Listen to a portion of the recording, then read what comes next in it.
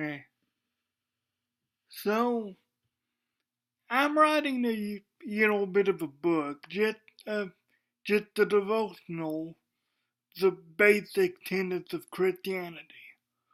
So I'm writing this book, and honesty is harder than I thought it'd be. Yeah, like I'm having fun with it, I'm enjoying it, and it's thing that I think need to be said, but it's harder than I thought it would be honesty. But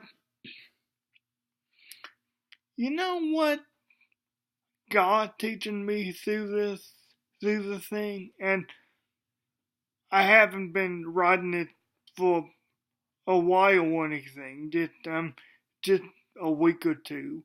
But what God has taught me through that is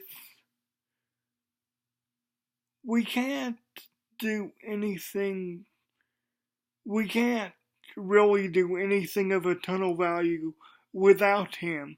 Like if I try to write this book on my own, yeah, just from what I know and just on my own without God, I couldn't do it because I get frustrated with it.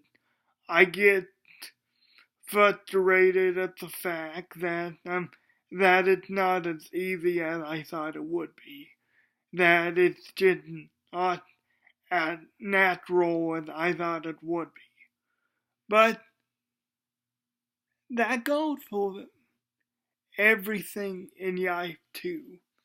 Philippians 4:13, I can do all things through Christ which strengthens me. That's not just a slogan. That's, well, it it shouldn't be a slogan in the first place. It's something that you need to take seriously. It's something that is telling you to wake up each day and ask God for His strength, because you can do anything through Christ who strengthens you, but in contrast, you can't do anything without God. You can't do anything without God strengthening you. Now, is that now? I'm not saying that people without God can't do things as vegetables. I'm not saying that. But anything of eternal value without God, you can't do. I mean, and whether you believe it or not, if you think about it, I mean, even the most basic of human necessities we need God for. Like, like breathing. Like, when I woke up this morning, I didn't consciously open my eyes, if that makes sense. Like, I didn't choose to open my eyes and wake up in the morning. Wake up this morning. God woke me up this morning. That wasn't a choice for me. It's just something that happens, something that God allowed me to do. The breath of life in this body is God's breath, passed down through Adam, passed down to the first man that God gave breath to. God gave His breath to. God breathed life into him, into his young Genesis. And all throughout Scripture, there's verses like that tell you that God desires to listen to His people, and God desires to hear all of His people. I mean, not just the parts we think we want to hear. God desires to hear all of His people, and God desired to help us out with whatever we need help with if we ask Him. But the key word is ask.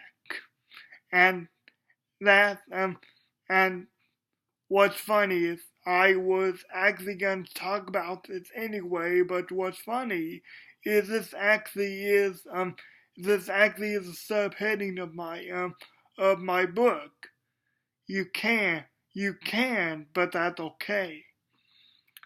And we need to be okay with that. Yeah, if we rely on God for the most basic of human necessities that we don't even think about most of the time, then how much more powerful can it be if we ask God to do something? Just if that's involuntary, something of eternal value that we ask for God,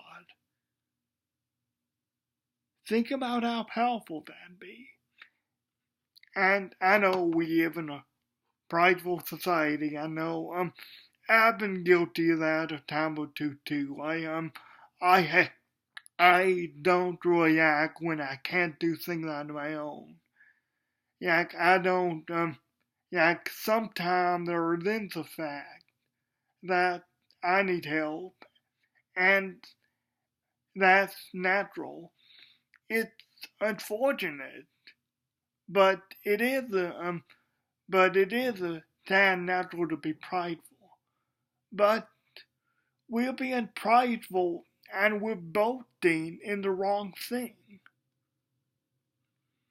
We need to be prideful in God and be prideful in what He can do for us. 'Cause, and this is stigma we need to get over, asking for help isn't a sign, is never a sign of weakness. It's always a sign of the utmost strength, because it takes the art of courage to ask for help. It takes the art of courage to say to yourself, "Oh, I need help. I can't do this on my own." And sometimes, if you want to get, which I had to get my laptop charger there, but see, my laptop charger needed to help my laptop. But if you want to get to the forward potential, especially the forward potential for God, which I know we all want to, maybe not for God for all of us, but we all want to live to our forward potential, and we all want to get everything that we can out of life. We need help sometimes. But the problem is, people ridicule you for that. But if you ask for help, whether it be for God, whether it be from God, or whether it be from the people that God has put around you, if you ask for help, then you'll probably be the most fulfilled, well, partly the most fulfilled that you've ever been. Because asking for help from people you'll realize you have friends, you'll realize that people care about you, and that's a problem a lot of times. Is people are lonely, people desire just somebody, but there's always someone who's willing to help you. You just need to be brave enough and courageous enough to act for it. Because like I say, asking for help is never a sign of weakness. It's always a sign of strength. It takes courage to admit that you can't do something on your own. And I thank God for that. Because if I could do, if we could do the our own power and unknown power, we wouldn't really see the need for God. But because we can't, it proves how much we need Him. Even for the most basic, essential thing that we have, it proves that we need God. Guys, I love you. God bless you. I'll see you next week.